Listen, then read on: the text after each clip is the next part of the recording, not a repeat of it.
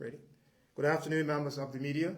Thank you for attending this press conference. I have called you here today to provide a brief but important update on Bermuda Police Service's response to the recent surge in firearms-related violence, which has tragically resulted in 5 murders, along with 6 attempt murders or firearm-related injuries since May 1st, 2025. Some of the summary of the key event incidents this year. Obviously, we had a murder, tragic double murder at Legends Bar on the 1st of May. This year, approximately 10:30 p.m., a number of gunmen entered the bar and tragically shot and killed 32-year-old Ms. Jasmine Smith and 29-year-old Mr. Shaquan Williams. 3 additional individuals were injured in that particular incident. And then around 4:40 p.m. Tuesday, 12th of August this year, 23-year-old Natrey Eversley, 18-year-old Nakai Robinson were shot and killed as they congregated and sat on Court Street. And our most recent shooting occurred at Dundonald and Court Street on a salon, 5 p.m. on the 16th of September. 37-year-old Janae Miners was tragically shot and killed, and as you would be aware, earlier today, a 24-year-old male was charged with her murder before the courts. In response to this senseless violence, the Bermuda Police Service put together Operation Sentinel, a more targeted, focused on disrupting the operations of individuals involved in organized crime. And key components of the operation included increased use of our lawful powers, strategic surging of police presence in key areas, proactive stop and search operations in high-risk zones in anticipation of violence, high visibility foot patrols, particularly on Court Street and the surrounding environment, and execution of multiple search warrants at residences and businesses alike under use of our powers, whether it was the Misuse of Drugs Act, Firearms Act, Criminal Code, and the Police and Criminal Evidence Act. Some of the data that I can just share with you. In 2024, we had 19 confirmed firearms incidents, which resulted in 4 fatalities and 9 persons injured. However, in 2025, we've had half of that amount of confirmed incidents, yet we have 1 further fatality. So we've had 10 confirmed incidents this year, yet 5 persons have tragically been shot and killed. This suggests, as I previously stated, that the accuracy and the intent of the shooters has unfortunately increased and improved, so which is not good reporting. In 2020, just to give you an example, we had 25 firearms incidents and 2 murders. So if you look at it, it took 25 shootings to arrive at 2 murders. This year, it's taken 10. So this is troubling. A troubling trend highlights the urgency and necessity of our intensified policing approach. So as a result of our Operation Sentinel, so far this year, we've executed 1,394, just under 1,400 stop and search, compared to the entirety of last year was just over 1,000. So stop and searches are up, averaging around 8-9 a day.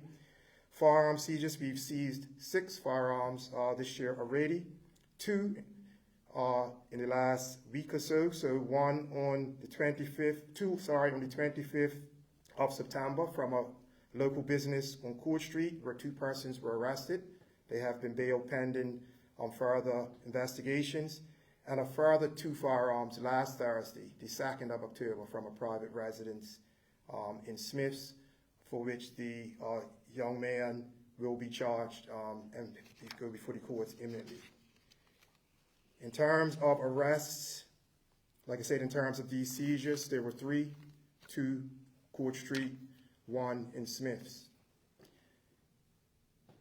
In terms of the updates in terms of the murder, so 1 man, like I said, charged today for the murder of 37-year-old Janae Miners. 2 men currently remanded in custody, charged with the murder Legends Bar on the 1st of May. and 2 men remain on police bail in relation to the Court Street murder on the 12th of August. In terms of the operation in dealing with bladed articles, as you would know, stop and search. The more stop and search we do, the more drugs, firearms, bladed articles we should see. So we've been very successful with that. We've had 80 arrests to date, in fact, for bladed articles. This year, the incidents are somewhat down, which is still a bit high. 19 incidents involving persons being injured by a bladed article, but that's a reduction from last year, which was our highest year on record, when we had 34. So in terms of the update, I'd just like to take this opportunity to thank the members of our community. Without them, basically our operations won't be as successful as they have been. Their assistance and cooperation is very well appreciated, very well needed, and very much required, and we don't want them to stop there. If you have any information, as we always tell you, call the police. If you don't feel comfortable talking to a police officer, call Crime Stoppers. If you don't want to speak to Crime Stoppers, please speak to a police officer you know. And I also want to take this opportunity to recognize and commend the dedication of our officers. Some very, very hard work in difficult circumstances in recent weeks. So I just want to publicly commend our officers for their hard work and dedication, and Lord, may it continue. So thank you. Good afternoon, members of the media. If you do have questions for Assistant Commissioner Daniels, please identify your media outlet and then ask your question. Okay. Kian Dickinson, Bermuda Broadcasting News. With the recent town hall that was well attended, and with all of the incidents that have shook our community to the core, have you seen, you thank members of the community, but have you seen an uptick in members using the confidential hotline or reaching out to the police directly to offer, tips and information that have led to some of these arrests? Yes, we have had quite a few business assistance from the local community here lately, resulting in some of the actions that we've taken, seizure of drugs, seizure of firearms, prevention of violence. So yes, to your question, yes, there has been assistance, but we still require more. We never want to rest on our laurels and say, hey, yes, this is enough. If we want to continue to work together to eradicate or try to reduce some harm in our community, then more assistance is definitely required.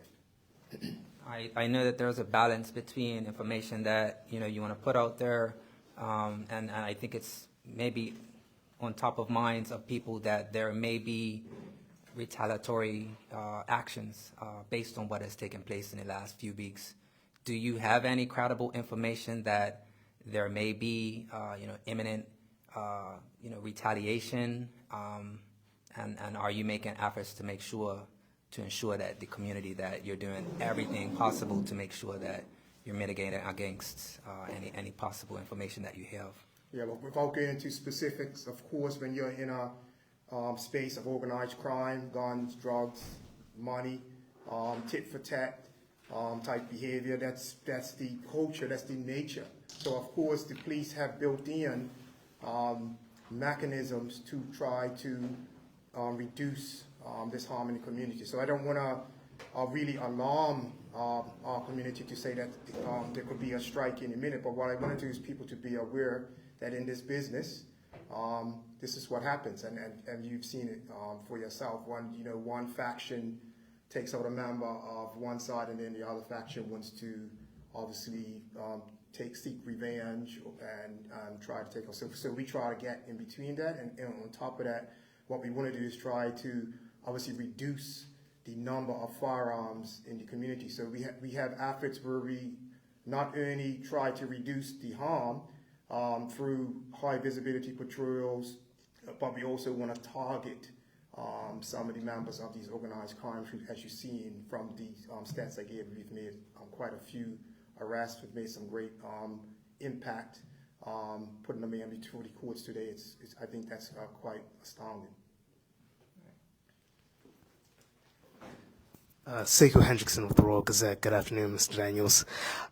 Firstly, I want to start off. There were reports reports, at least mentioned by TNN, of gunshots by Laurel Hill last night. Is the police aware of anything regarding that, and can they speak on that matter? Yes, we received a number of calls as well about those gunshots, and obviously in our due diligence, we went, checked, searched the area both last night and today. We returned for daylight search, but there's no evidence that we can confirm whether or not there were actually shots fired.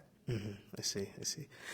And I guess while we're on the same topic, have there been any updates regarding the missing girl, Jador?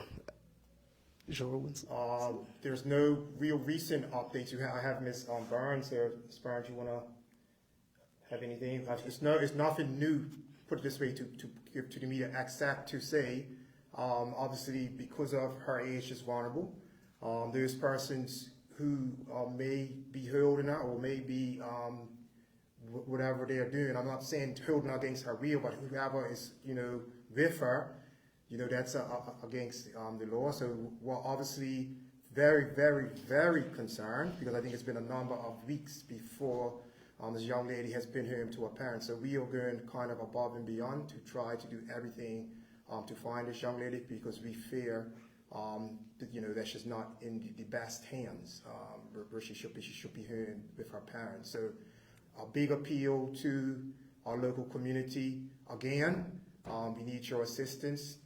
Would you like this to be your daughter or your loved one who you haven't seen for a number of weeks?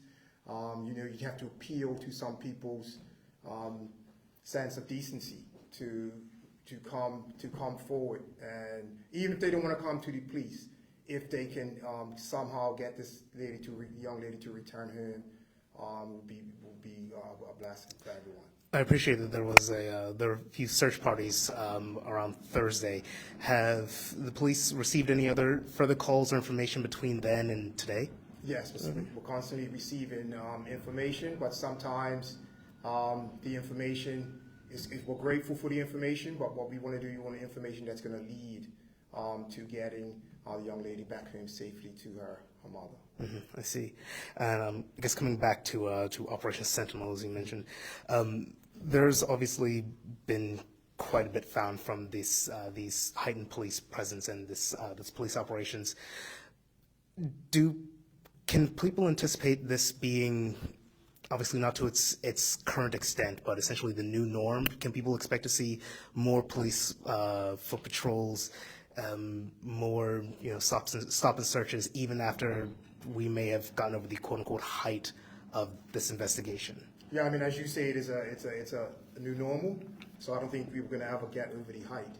I think it's here right now in the present. So the police have to deploy accordingly, and like I said, you would see now with the use of technology as well, because it's not human capital can't solve it alone. So things like CCTV, drones and the like also assist us to try to keep the community safe. So, but I take your point, to sustain this operation with the numbers we have is quite difficult. However, we're going to see if we can find creative ways to make sure we maintain the visibility levels to try to get into space whereby we reduce opportunities for these persons who want to wreak havoc in the community to do so. I see. And on the topic of CCTV footage, I understand that a few weeks ago, the Commissioner of Police, he had mentioned that obviously as police rely on CCTV footage, sometimes the public doesn't always have that CCTV footage in their areas where it could be very helpful, and sometimes rely more so on government CCTV. So is there anything that you would like to say to the public regarding the importance of installing their own CCTV, if not for themselves, then for police work in general? Right. I mean, I'm not going to tell the community, what to and not to do. However, when we do come in these areas and you have CCTV, I think it's been, and Ms. Burns, who's our lead SIO in serious crime, would tell you that these CCTV from personal spaces has really helped improve investigation. So what we're seeking is cooperation. So if we come and we ask for someone's personal CCTV, it's not because we want to do anything nefarious. It's because we want to promote healthy investigations, so to speak. So yeah, so I'm not going to say people should go out to the store and buy CCTV. That's not my rule. However, if you have CCTV, to share it, I think it's quite key. That is everything. Thank you. Any final words? No, that's it. Thank you very much, members of the media. That ends today's press conference.